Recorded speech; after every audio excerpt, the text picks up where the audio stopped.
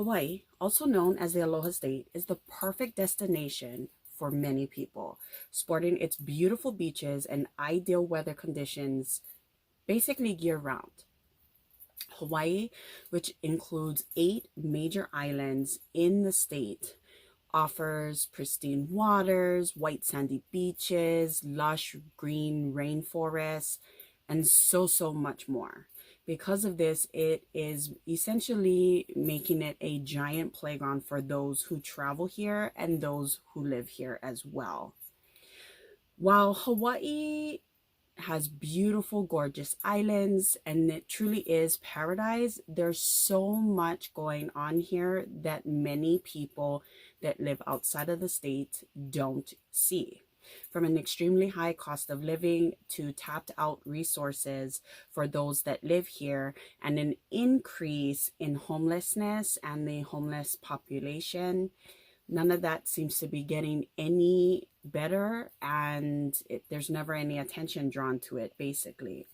While travelers consider Hawaii to be their playground, for locals like myself, it is considered our home. And truly, I've been so extremely lucky to have been born and raised here and currently live here. But I've also seen and continue to see the dark side of Hawaii that few people know about. For Thirsty Thursday today, go ahead and grab your drinks and come settle in with me. I'm going to be sharing with you another true crime missing persons case that took place here in the state of Hawaii. It's a new year, by the way. Happy 2023. And my goal is to bring attention to more missing persons cases, true crime, and so much more from the 808 state. So if you're interested in learning about this week's true crime episode, definitely keep on watching. Hey guys, welcome back to my channel.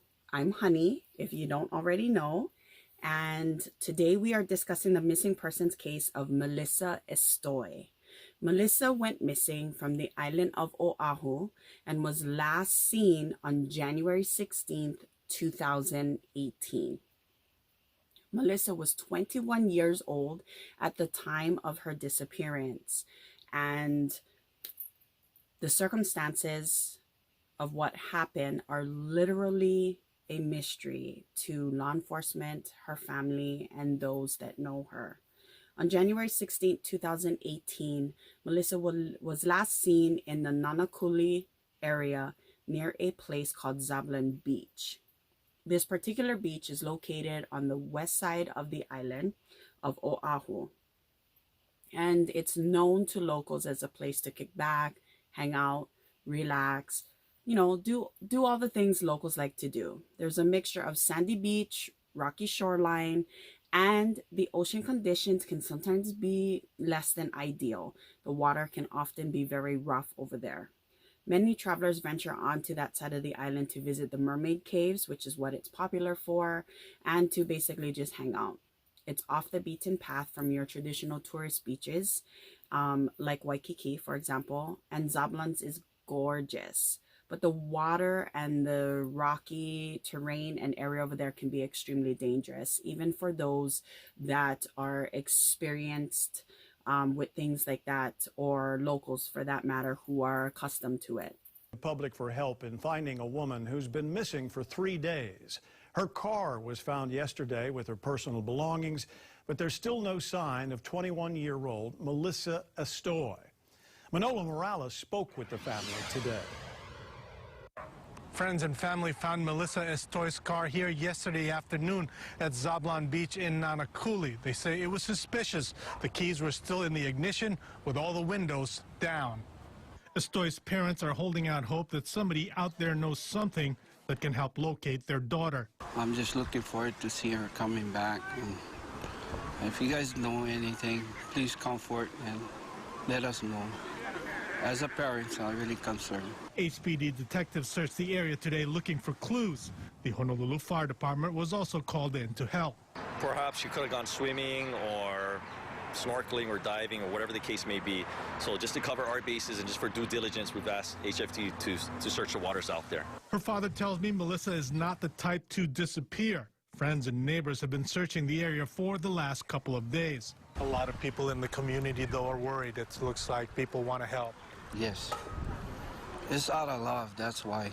We're all together as one. It was Melissa's cousin who found the car, a gold 1991 Honda Accord with Melissa's personal belongings still inside. Her keys, her phone, her charger, all her stuff except her purse, everything but her.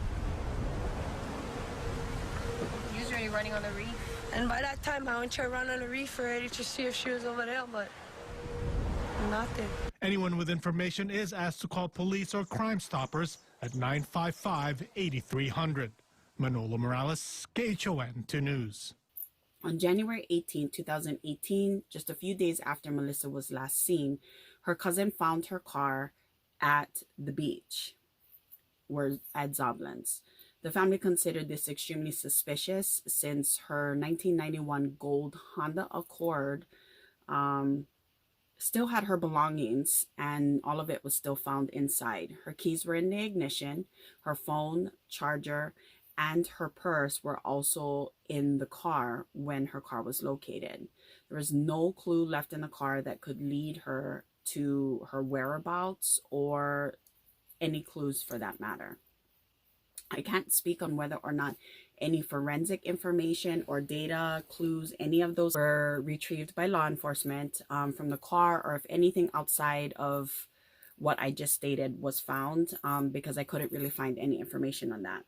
A nearby house located near the beach where Melissa was last seen captured Ring doorbell footage that basically showed Melissa exiting her vehicle, walking to the front of her car, and then heading and entering towards the ocean. The same camera, however, when they went and looked through the footage, it did not capture her exiting the ocean and returning to her car. So it kind of left things unknown at that point. Once it was discovered that Melissa did not return to her car, HPD, or Honolulu Police Detectives, along with the Honolulu Fire Department and volunteers, which included helicopters, so a small boat, and some personal watercrafts, all went looking for Melissa. And they combed the areas looking for clues. It was said that she could have gone diving or snorkeling, or swimming, so the entire beach was searched. However, she did not have any of those things on her when she was heading towards the water, so it's still unknown as to whether or not that's the case. Nothing was found, no further information from that search was provided, and no other details other than that was available. Friends and neighbors also searched the area within the first few days of her disappearance, and truly there really wasn't much to go on. There were no signs, no clues, nothing was found within that time frame that the family was looking. Now, as a local native, I'd like to add that January is Hawaii's winter season, and because of that, you're looking at high surf, strong currents, rough ocean conditions are all factors in accidents, drownings, etc. And that happens year round, but truly our winter season in January is really bad. You know, all of my research in this case has not proved that this was a reason for her disappearance, where she had gotten, you know, an accident had happened with the water. But it is important to note that no one has stated that the water conditions were bad on that particular day. And when I checked the weather, it seemed like a really nice day, about 80 somewhat degrees, high 80s. Later that same year of Melissa's disappearance, a woman who claimed to be a psychic was interviewed by a radio host on 102.7 The Bomb. It's a local radio station here in Hawaii. And the woman alleged that Melissa was kidnapped and taken to a secluded island. Now, people have suspected that the psychic may be referring to and talking about the island of Molokai, which is a small island that is a part of the Hawaiian island chain, and it's also a part of Maui County. It is right next to Lanai and Maui. The psychic also alleged or alleged that Melissa was currently being held in an abandoned building. And while many have looked into this and tried to figure out if this was actually a possibility, no one has found anything. Nothing was concrete whether or not the psychic's information was actually accurate or true in that matter. And unfortunately, no information regarding this alleged story has brought any light to any new findings or anything of the sorts. No new info or anything came about. On April 13, 2018, the Honolulu Police Department received information, you could call them tips if you want, that someone resembling Melissa was located. The police department went ahead and investigated the tip. However, the woman in question that they believed to be Melissa was confirmed not to be her. Family members, different groups, and so forth, even subreddits have speculated that Melissa may have been a victim of human trafficking. And others noticed that there was a lot of activity on various social media accounts that belonged or once belonged to Melissa. Though I will say that no one has stated whether or not the activity on social media yielded any information about her. Through all of my research, I couldn't find anything. And it has not been confirmed as to whether or not the activity that seems to be Melissa was actually herself that posted it. Police and investigators have looked into various leads, and as well as those close to Melissa, but that did not yield any information, or it really didn't take the case anywhere.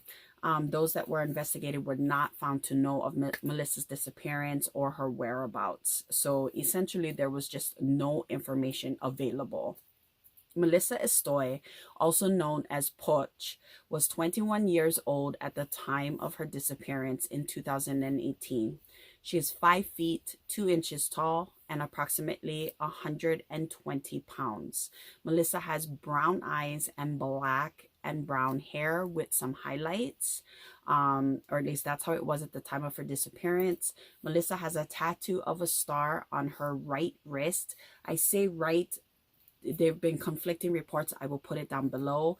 Melissa is of Hawaiian and Filipino descent. She was last seen wearing a yellow t-shirt with red lettering on it that states Surf Instructor, and a black hooded jacket. Now, Melissa's father did an interview at the beginning of their search, with all their efforts, their searches for her, and stated that she's not the type of person that would just disappear, leave without letting anyone know that she was going. So that makes it extremely difficult as well. If you have any information regarding Melissa Estoy's disappearance, or her whereabouts, clues, anything of the sort, please contact the Honolulu Police Department at 808-723-3609, case number 18-023767. At the time of filming and recording this episode, Melissa will be missing 5 years. That's a long time, you guys. Personally, it saddens me because there's so many people that go missing here in Hawaii and little to no trace evidence, information, anything is available on them. Oftentimes it's not even covered and gets wide range coverage. So their disappearances are really, really difficult. I've said this many times in many videos prior, but Hawaii isn't the paradise that people make it out to be. And if you think that, you're wrong. As a native Hawaiian born and raised, I can tell you that a lot of people have gone missing here in the islands, disappeared, or were murdered, and you often don't even hear about it. These cases, you don't hear about them due to the need to keep the positive reputation for Hawaii, especially since its main source of income for the state is tourism. Now, I've been a long time follower of true crime, which I've talked about many times in other videos. and missing person cases as well since I was a little girl. I don't talk about it or haven't yet. I myself have been, would have been just a statistic if my father hadn't saved me almost 40 years ago. And that's another story, but I'll be sure to chit chat about it in another video. If you have any information on the disappearance of Melissa Estoy, also known as POCH, please contact the Honolulu Police Department. The phone number, contact information, and so forth, and so on will be listed in my description box down below. I've also listed the Facebook group where family and friends and so forth post updates and so forth. So feel free to check that out as well.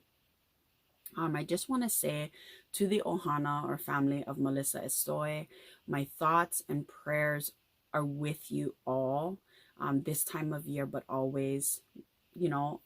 It's 5 years since Melissa's gone missing, and I pray that you get the information that you need to bring Melissa home or to bring you all some form of closure. I want to send a big mahalo or thank you to everyone for tuning in to today's case. As promised, my goal is to have more missing persons and true crime cases that have to do with the 808 state. I'm jumbling my words. It's all coming to you this year for 2023. If you have any questions or you would like me to take a look at or cover a particular case, definitely feel free to use the form that I will be linking in the description box down below, so that you can submit your information. Those of you that have followed my channel and podcast and blog and all of those things over the years, I want to definitely thank you guys so much for keeping up with me and for your continued support. You guys are absolutely amazing. If you want to watch some of my other true crime type videos, then definitely check out the playlist that I have listed somewhere here. And don't forget to watch my next and upcoming video. If you haven't already, don't forget to subscribe on your way out. I want to wish you all a wonderful 2023. I'll see you all in my next video, and I'll talk to you all soon. Bye, guys.